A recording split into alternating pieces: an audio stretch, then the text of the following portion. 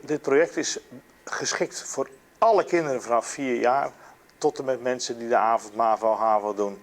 Er zitten zoveel lerelementen in. Je kunt hier beginnen met leren tellen tot aan wiskunde van de HAVO. En de contacten, ik ben een jaar geleden in contact gekomen met de wiskundedocent van Aruba, Koert Thomas. We hebben heel veel met elkaar gespart. Hij heeft zijn leerlingen het laten testen op de wiskunde. En vervolgens zijn we gaan denken, hier willen we veel meer mee. We kunnen hier veel meer mee. En we zijn 3 maanden terug begonnen met games te ontwikkelen, geënt op Aruba. Die niets te maken met rekenen, maar wel deze methodiek van leren hanteren. En bij ons op het mbo in Nederland zijn we dat nu ook gaan doen voor een aantal vakken en het werkt.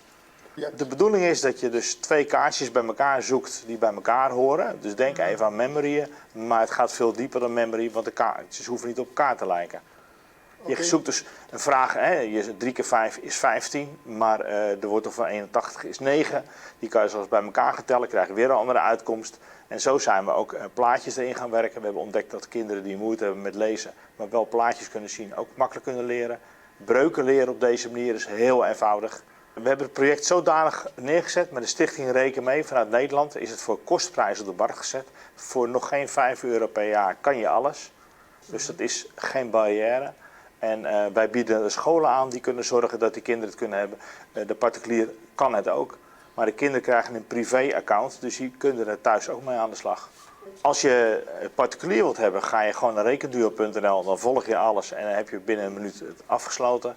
En we gaan het nu allemaal aan scholen en schoolbesturen aangeven van hoe makkelijk kunnen wij dit met z'n allen organiseren. Als jullie als school gaan zorgen dat je het hebt, hebben jullie kinderen het ook meteen. En alle kinderen van Aruba zitten op school. Proyecto aqui nos acercar para nos assistir com nos interactive screen com nos representar iba Isla de Aruba, namelijk na yama OneScreen, nos authorized service provider dinang.